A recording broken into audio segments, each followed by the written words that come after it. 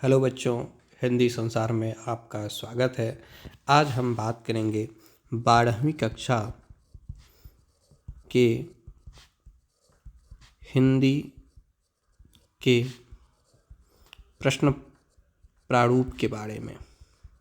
इससे पहले भी हमारे द्वारा वीडियो बनाई जा चुकी है, लेकिन पिछले 2 वर्षों में देखा गया है कि ऑब्जेक्टिव में प्रश्नों की संख्या बदली है, तो एक बार पुनः मुझे इसके पुनर्निर्धारण की आवश्यकता महसूस हुई, इसलिए मैं आपके सामने यह पुनः रख रहा हूँ।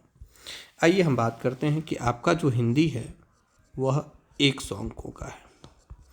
यह जो 100 अंक का हिंदी है यह आपका 2 भागों में बटा हुआ है। एक है ऑब्जेक्टिव, जिसको आप वस्तुनिष्ठ कहते हैं, और दूसरा है सब्जेक्टिव, जिसको आप विषयनिष्ठ कहते हैं। ये जो ऑब्जेक्टिव है ये आपका 50 अंकों का है और सब्जेक्टिव भी 50 अंकों का है।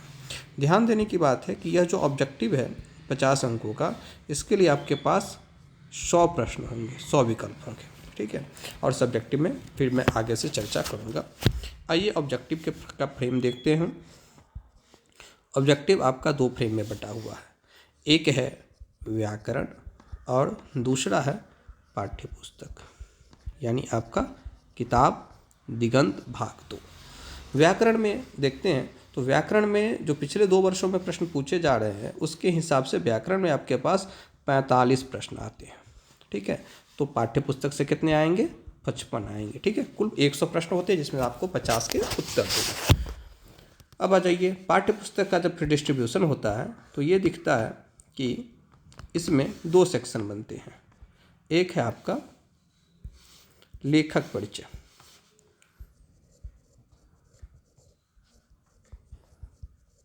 और दूसरा है गद्य, पद्य और प्रतिपूर्ति। प्रतिपूर्ति आपके किताब में 3 अनुदित कहानी है जो सबसे पीछे दिया गया है, तो वह प्रतिपूर्ति है। लेखक परिचय, अब ध्यान देने की बात है कि लेखक परिचय से आपके पास लगभग 40 प्रश्न आते हैं, तो जो बच गए लगभग 15 प्रश्न वो आपका गद्य पद्य से है। यानी कि आपका एक इन होल देखें तो हमारा जो स्लैब बनता है वह लेखक परिचय प्लस गद्य, पद्य, प्रतिपूर्ति और व्याकरण, ठीक है। तो ये जो है हमारा लेखक परिचय से 40, गद्य पद्य से 15 और व्याकरण से 45, ये हमारा टोटल 100 ऑब्जेक्टिव बनता है। अब आप ध्यान दें कि अगर हम इसमें व्याकरण को छोड़ देते हैं तो मुश्किल हो जाएगी, हम 50 नहीं ला पाएंगे। और हिंदी में अगर आप 90+ स्कोर करना चाहते हैं, जैसा कि हिंदी और विषयों से, आप साइंस हो, आर्ट्स हो, कॉमर्स हो, हिंदी एक ऐसा विषय है जहाँ पर कम मेहनत में अधिक से अधिक नंबर लाया जा सकता है। तो अगर हम व्याकरण छोड़ देते हैं तो फिर हमारा ये 50 को पाना मुश्किल हो जाएगा। और अगर आप 90+ जाना चाहते हैं तो एकदम दिमाग में यह बांध लीजिए कि आपका ऑब्जेक्टिव 50 में 50 सही होना चाहिए। और पिछले कई वर्षों में ऐसा देखा गया कि हमारे बच्चों ने 50 से अधिक 50 किया है और 90 से प्लस गए भी हैं। तो 45 ये आपका व्याकरण से है। 45 व्याकरण के लिए आपके पास जो व्याकरण के टॉपिक है वो 20 से 22 टॉपिक आपको पढ़ने पड़ जाते हैं। मैं उसकी भी चर्चा करूँगा क्या क्या टॉपिक है। गद्य पद्य और प्रतिपूर्ति के लिए आपके पास 13 गद्य है, 13 पद्य है और 13 प्रतिपूर्ति है। 13 गद्य, 13 पद्य और 3 प्रतिपूर्ति है। तो आपके पास ये कुल 29 पाठ हो जाते हैं। और लेखक परिचय भी आपके पास 29 पाठ का लेखक परिचय पढ़ना है। तो ध्यान दीजिए कि आपकी जो तैयारी होनी चाहिए, मेरे तरफ से जो आपका सजेशन है कि कुछ न कुछ तो पाठ आपने गद्य पद्य का पढ़ा ही है, तो कुछ प्रश्न आपके यहाँ से बन जाते हैं। लेकिन लेखक परिचय और व्याकरण, इसको आप निश्चित रूप से देखें। अगर आप लेखक परिचय छोड़ देते हैं, जो कि अमूमन बच्चे ऐसा करते हैं, अगर आप लेखक परिचय छोड़ देते हैं तो आगे बढ़ना आपके लिए मुश्किल हो जाएगा। इसलिए लेखक परिचय पर निश्चित रूप से ध्यान दीजिए। और कैसे के लेखक परिचय पर काम करना है इसके लिए मैं आगे बताऊंगा। व्याकरण पर कैसे काम करना है इसके लिए भी मैं आगे बताऊंगा। आप आगे देखते रहिए। अब आते हैं हम सब्जेक्टिव मोड में। सब्जेक्टिव मोड जो आपका 50 नंबर का है, ठीक है।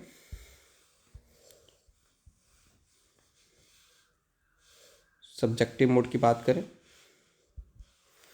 तो यहाँ पे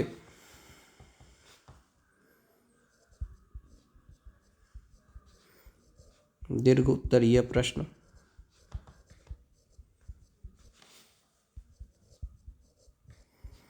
लघु उत्तरीय प्रश्न और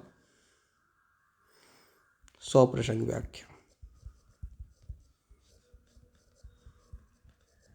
यह आपके पुस्तक से रहेंगे।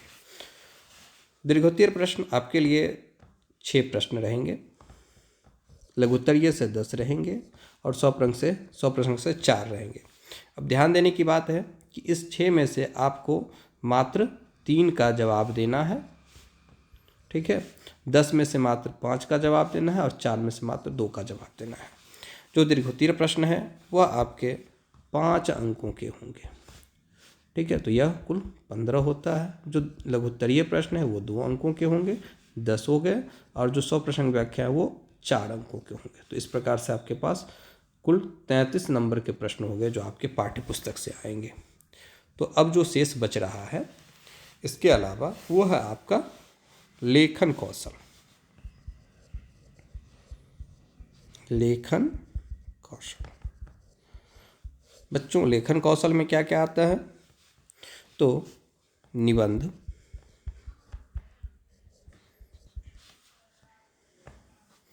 पत्र लेखन और संक्षेपण। आपके पास कुल 6 निबंध होंगे जिसमें से आपको 1 का उत्तर देना है, ठीक है। पत्र लेखन, इसमें एक आवेदन पत्र और एक पत्र होगा जिसके लिए आपके पास कुल 2 ऑप्शन हैं, 2 में से 1 का जवाब देना है।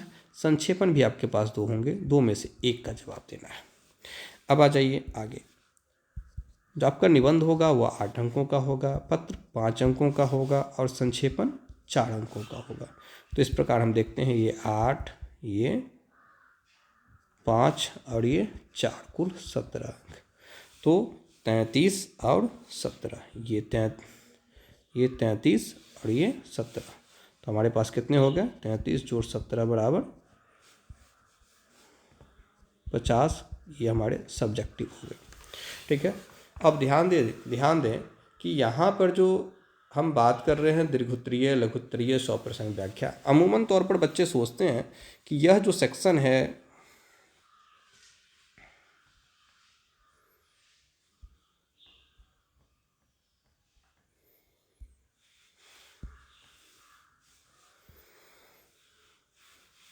यह जो आपका सेक्शन है दीर्घोत्तरीय, लघुत्तरीय, तो कि बच्चे सोचते हैं कि हम किताब से पढ़ लेंगे, गेस्ट पेपर से पढ़ लेंगे, और ऐसा देखा जाता है कि दीर्घोत्तरीय कुछ गेस्ट पेपर से पढ़ लिया और गेस्ट पेपर से दीर्घोत्तरीय पढ़ करके, यानी कि अधिकांश यहाँ पे प्रश्न सारांश वगैरह से आते हैं, व्यक्तित्व चित्र से आते हैं।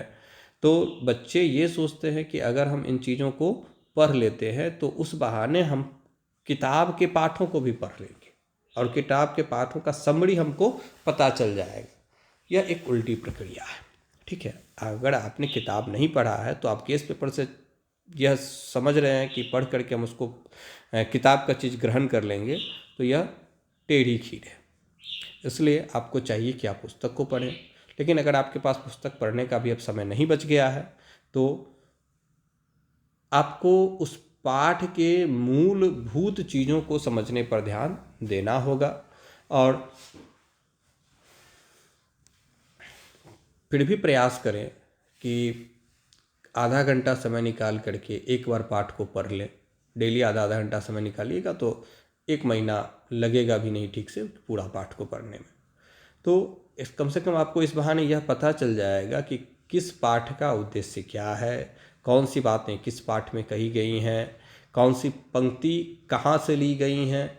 अगर यह आपको पता चल जाता है तो जब आप 100 प्रश्न व्याख्या का उत्तर लिखिएगा तो आप भटकेंगे नहीं, ठीक है।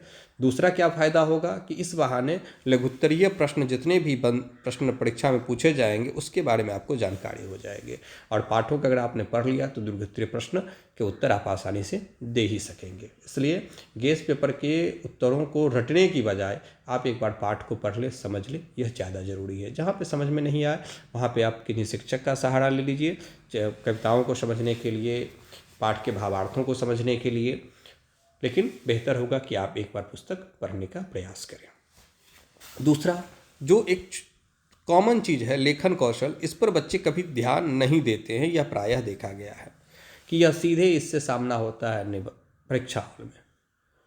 ना हम निबंध लिखने का प्रैक्टिस करते हैं, ना पत्र लिखने का प्रैक्टिस करते हैं, और ना ही संक्षेपण लिखने का अभ्यास करते हैं।